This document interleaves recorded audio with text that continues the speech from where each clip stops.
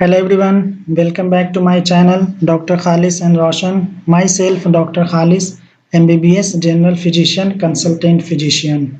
आज हम लोग देखेंगे पस के बारे में कि पस का फॉर्मेशन हो जाता है जिसको हम लोग उंड भी बोलते हैं, घाव जिसको हिंदी में हम लोग घाव बोलते हैं कि घाव किसी को हो गया, उंड किसी को हो गया तो उसको किस तरीके से उसमें क्या-क्या मेडिसिन लेना होता है कि वो जल्दी से जल्दी सूखे, ठीक है?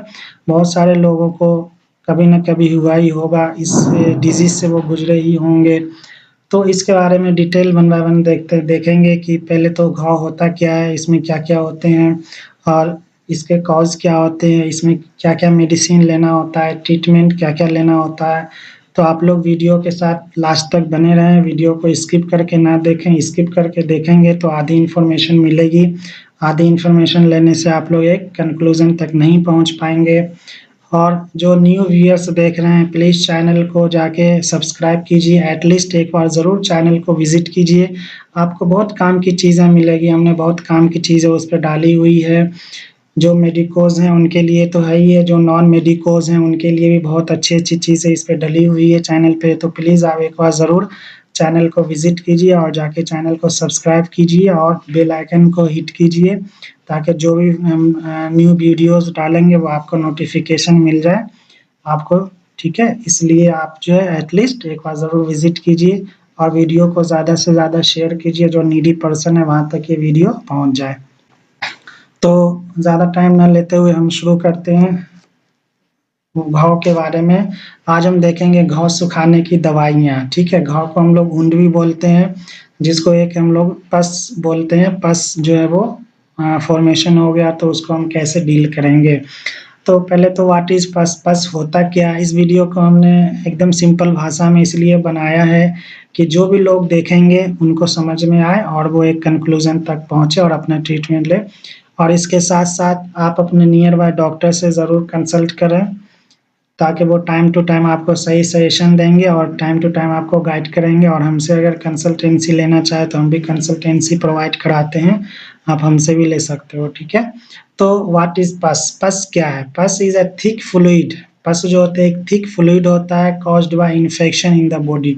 बॉडी में जब कोई इन्फेक्शन हो जाता है तो उससे पस का फॉर्मेशन होता है। पस क्या होता है? थिक फ्लूइड होता है, जो कि आप लोग देखे होंगे लिटिल बिट येलोइश कलर का पस होता है, ठीक है? पस के अंदर 3 चीज़ें होती है mainly. Pus is made up of white blood cell. Pus के अंदर व्हाइट ब्लड सेल होता है।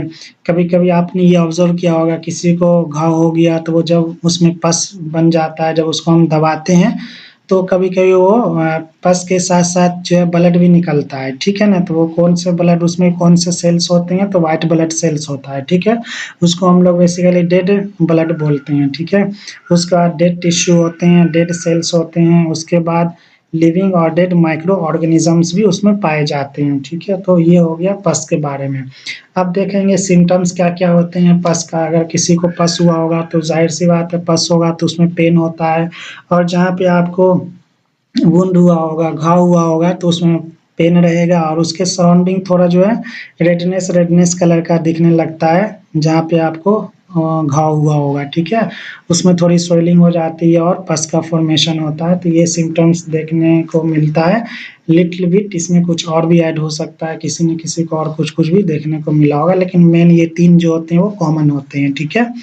अब आइए मेडिसिन के ऊपर हम बात करेंगे कि इसमें हमें क्या-क्या मेडिसिन लेने हैं, ट्रीटमेंट को हम देखेंगे।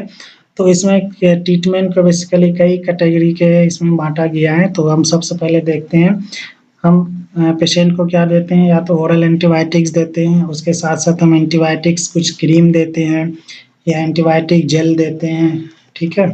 उसके बाद हम देखते हैं एंटीबायोटिक इंजेक्शन भी लगाते हैं सीवियर केसेस में, और जो भी इंजेक्शन हो आप अपने से मत लो, क्योंकि इंजेक्शन लेने के बाद कभी-कभी क्या होता है कुछ चीज़ें कुछ साइड इफ़ेक्ट देखने को मिलती है, तो आप किसी भी डॉक्टर के सुपरविज़न में कोई भी इंजेक्शन लीजिए, वो ज़्यादा आपको मतलब वो ज़्यादा आपको इफ़ेक्टफुल रहेगा, कारगर रहेगा, ठीक है?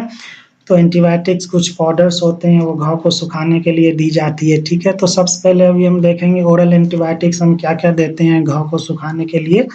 तो इसमें आता है कैप्सूल डेलेसिन सी करके आता है, जो कि 300 mg के होते हैं। इसमें कंपोजिशन होता है क्लिंडामाइसिन, ठीक है। आप इसमें इमेज में भी देख सकते हो, ठीक है। तो आप ये कंपोजिशन याद रखना, क्लिंडामाइसिन, ये किसी भी ब्रांड का आ सकता है, तो आप क्लिंडामाइसिन 300 mg वाला जाके आप ले सकते हो, जो कि ब्रांड नेम आता है कैप्सूल डेलेसिन के नेम से आता है, ठीक है। उसके बाद इसका डोज देखना है, तो कोई भी एंटीबायोटिक को मिनिमम 5 डेज के लिए देते हैं, ठीक है। तो इसका डोज 1 टैबलेट बीडी देना है, यानी दिन में 2 बार, 1 टैबलेट सुबह 1 टैबलेट शाम में, फॉर 5 डेज के लिए, ठीक है। उसके बाद दूसरा हम देखते हैं, या तो आप वोलो या 2 नंबर वाला एंटीबायोटिक लीजिए। इसमें बहुत सारे एंटीबायोटिक के बारे में हमने बताया है, तो एट अ टाइम कोई एक ही एंटीबायोटिक लेना होता है, ठीक है। कोई एक ही एंटीबायोटिक आप लें, 2-3 एक साथ ना लें। तो दूसरा एंटीबायोटिक आप ये ले सकते हैं टैबलेट ऑगमेंटिन, जो कि 625 mg का आता है, मार्केट में ये मिल जाएगा इसी नेम से। और ये ऑगमेंटिन मेन ब्रांड नेम है, इसका और भी कंपोजिशन है, इसके और भी ब्रांड नेम के बारे में हम डील करेंगे। तो इसमें कंपोजिशन देखने को मिला एमोक्सिसिलिन और पोटेशियम क्लेवुलेनेट इसमें होते हैं, जो कि 625 mg का होता है। ये भी हम क्या देते हैं, 1 टैबलेट बीडी देते हैं, यानी 1 टैबलेट दिन में 2 बार, एक सुबह एक शाम में देते हैं फॉर 5 डेज के लिए, ठीक है। या बोलें, या फिर ये तीसरे नंबर वाला आप ले सकते हैं, टैबलेट क्लेवैम आता है 625 mg का, ठीक है। इसमें भी कंपोजिशन होता है एमोक्सिसिलिन एंड पोटेशियम क्लेवुलेनेट होते हैं। ये भी 625 mg का होता है। जिस तरीके से ऊपर हमने बताया टैबलेट ऑगमेंटिन, उसका भी कंपोजिशन यही होता है, और टैबलेट क्लेवैम भी का भी कंपोजिशन यही होता है। तो कोई एक एंटीबायोटिक लेना है, ठीक है, जो आपके लिए सुइटेबल हो, जो आपके नियर बाय मिल जाए वो आप ले सकते हैं। तो इसका डोज हम देखेंगे, इसका भी डोज जो होता है 1 टैबलेट बीडी देते हैं फॉर 5 डेज के लिए, यानी 1 टैबलेट सुबह 1 टैबलेट शाम में लेना होता है, ठीक है। उसके बाद कोई भी एंटीबायोटिक आपको याद रखना है मिनिमम 5 डेज के लिए लेना है, ठीक है। इस लिस्ट में कोई एक एंटीबायोटिक लेना है, ठीक है। हाँ, उसके बाद आता है टैबलेट टैक्सिम ओ सीवी 200 mg के होते हैं, इस नेम से आता है। इसका कंपोजिशन होता है सिक्जिम एंड पोटेशियम क्लेवुलेनेट होते हैं। इसमें ये भी हम 1 टैबलेट बीडी देते हैं 5 डेज के लिए।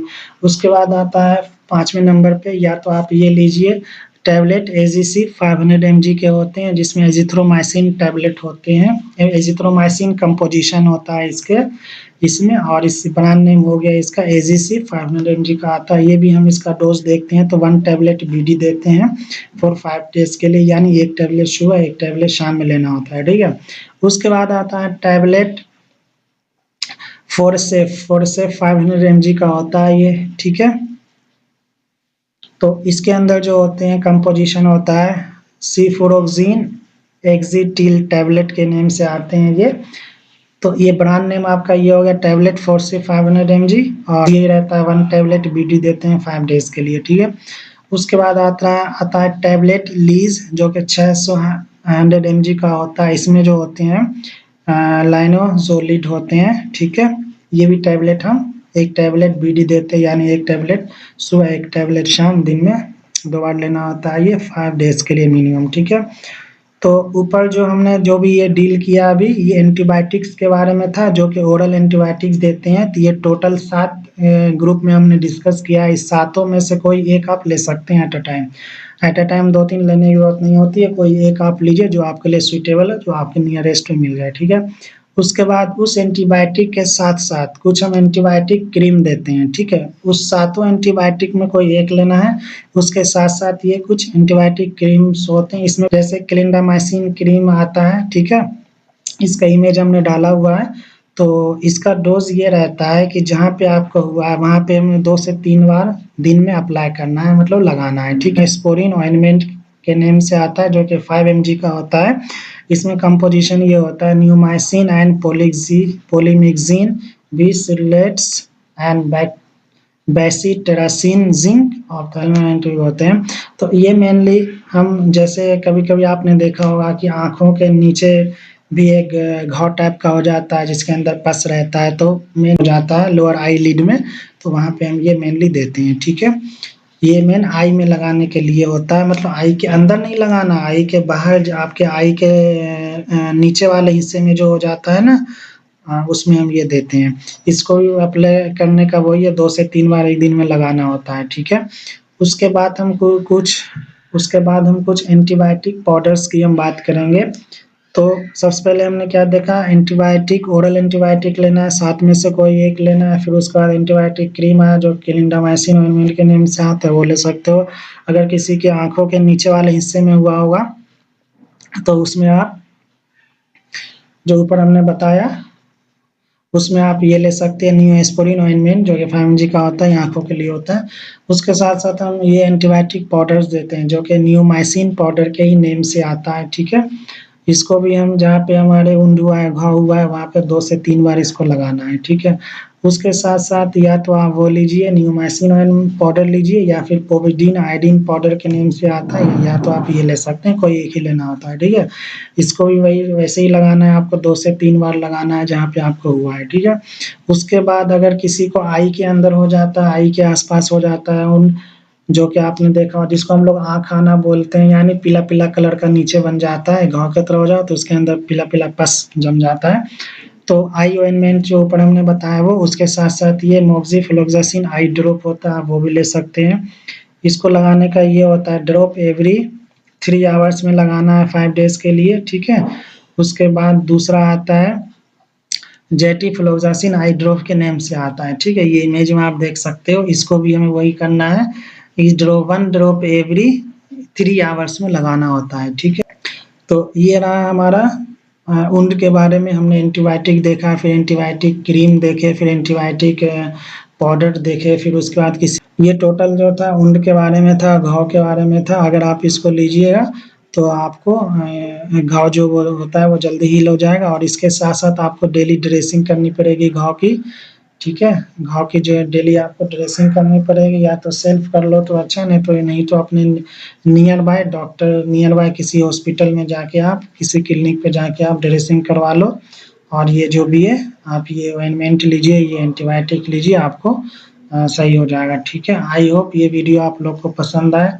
वीडियो पसंद आए तो ज़रूर चैनल को सब्सक्राइब कीजिएगा, और वीडियो को ज़्यादा से ज़्यादा शेयर कीजिएगा, और बेल आइकन को हिट कीजिएगा ताकि हमें मोटिवेशन मिले वीडियो बनाने में, ठीक है। ये हमने वुंड के बारे में, घाव सूखने के बारे में हमने ये बनाया, क्योंकि बहुत सारी चीज़ें होती है जो कि पेशेंट डॉक्टर से डील नहीं करता है, और डॉक्टर पेशेंट से भी डील नहीं कर पाते हैं।